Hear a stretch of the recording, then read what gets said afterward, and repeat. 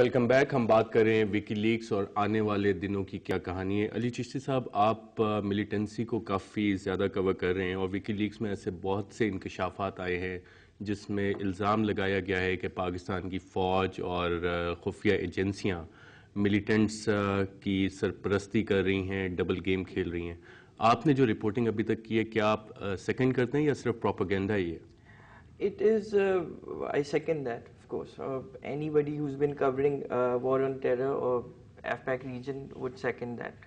Problem یہ ہم لوگوں کو وکی لیکس کے بارے میں ایک چیز بھی ہمیں سمجھنا پڑے گی کہ WikiLeaks are partly opinions of certain diplomats, جو مطلب اپنے اوپینینس کیبل بھیجتے ہیں. They are not based on facts. That can be based on facts اور what the assessment of a certain gentleman is. تو وہ جو بات کرتے ہیں وہ ضروری نہیں کہ وہ سچ ہو، مگر اس میں کچھ تو ڈائریکٹ کوٹس بھی ہیں. ڈائریکٹ کوڈز بھی جو ہیں وہ that could be manoeuvred as well. مگر آپ کا جو سوال جو آیا وہ obviously it is a truth and nothing but a truth that ہم لوگوں نے ایک ڈبل گیم اور ڈبل پالیسی رکھی ہوئی ہے، جہاں پہ ہمارا کیونکہ ہم کبھی امریکن فوجیوں سے بات کرتے ہیں اپنی جرنلزم مطلب کبھی جا کے، تو ان کے لیے number one threat is the Pakistan arm forces. Ali Chishti sahib, اکثر یہ کہا جاتا رہا ہے کہ کوئٹہ شورا نام کی کوئی چیز ایگزسٹ نہیں کرتی. آپ نے جو رپورٹنگ کی، آپ کو کوئی سراغ ملا ہے اس کا؟ بالکل کوئٹہ شورا ایک ایگزسٹ کرتی ہے، اور مطلب اٹ از مطلب widely known fact that it is part مطلب it's run by Mullah Omar. It was basically based in Quetta of course, that's why it was name Quetta Shura. لیکن اب وہ ڈیو ٹو ڈرون اٹیکس اور سرٹن کچھ 2007 کے بعد جو ڈرون اٹیکس پہ کوئٹہ کے اوپر بات ہوئی، تو اس کے بعد انہوں نے موو کرنا شروع کیا کراچی میں. اور Karachi I would now call it Karachi شورا آفٹر دا ایف پیک. میری جو ایک رپورٹ تھی اور جو کہ وائڈلی سرکولیٹ بھی ہوئی، اس کے بعد آپ کو ماننا پڑے گا کہ 6 out of 9 کوئٹہ شورا members have been caught from Karachi alone. That includes Mullah Baradar, who was Quetta Shura's number 2 and Mullah Umar's number 2 man. He was caught from Karachi. تو کوئٹہ شورا تو ایگزسٹ کرتی ہے. اب ہم لوگوں کو یہ دیکھنا پڑے گا کہ ہماری جو آرمی اور سیکیورٹی اسٹیبلشمنٹ ہے وہ اپنے اوپر جو سیکیورٹی جو پاکستان کا نمبر ون سیکیورٹی تھریٹ ہے وہ ہے ٹی ٹی پی اور al Qaeda. While the Americans number one threat of course are the Talibans which we call the Afghan Talibans, which our army, or if you go to and talk to any major colonel or even a corps commander in the Pakistan army, he would say that Afghan Talibans are not a security threat for Pakistan.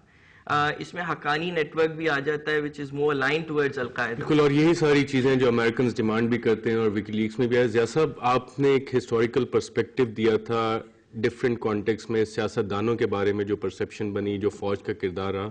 دہشت گردی کے خلاف جنگ میں تو ہم نے اتنی قربانیاں بھی دی، ہمارے فوجی بھی شہید ہوئے، ہمارے سویلینز بھی تقریباً 30,000 کیجویلٹیز ابھی تک ہو گئی ہیں. اور علی جیسے کہہ رہے ہیں کہ شاید اس میں بھی ہماری ڈبل گیم چلتی رہی ہے. تو کون لوگ یہ ڈبل گیم کرتے رہے؟ اصل میں بات یہ ارشد، سب سے پہلے میں ایک بات میں بتا دوں آپ کو کہ یہ ایوب خان صاحب نے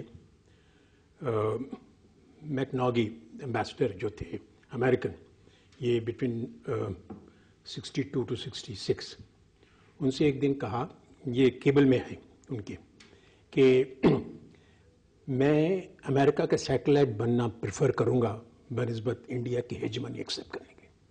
تو وہ جو کچھ بھی آج کیبلز میں دیکھ رہے ہیں آپ ہمارے فوجیوں کی پرفارمنس، وہ وہاں سے ٹریس ہوتی ہے. اور یہ جو آپ کا جو سوال ہے یہ بھی جو ہے نا، جیسا جنرل ضیاء الحق نے ایک پلان بنایا تھا. ان کا پلان یہ تھا کہ ایک سپر پاور سوویت یونین جو ہے وہ دوسرے سپر پاور سے کبھی ہار نہیں مانے گی. یہ جنگ افغانستان میں چلتی رہے گی پرپیچولی، اور ہمیں ڈالر ملتے رہیں گے. تو he had no plan be. جب امریکنز یہاں سے واک آؤٹ کر گئے تو پھر انہیں احساس ہوا کہ اب ہم کیا کریں. اور پھر پاکستان کے ساتھ جو کچھ بھی ہوا after the Americans walked out was تو this part of history. Musharraf sahib نے بھی ایک پلان بنایا تھا. ان کا پلان یہ تھا کہ Americans will walk away because of that experience. تو ہمیں اپنے آپ کو پریپیئر کرنا چاہیے اس دن کے لیے جب یہ یہاں سے چلے جائیں گے. اچھا، وہ کیسے کریں گے یہ؟ تو اس کے لیے انہوں نے کہا کہ ہم اپنے ایسیٹس جو ہیں وہ پرزرو کریں گے.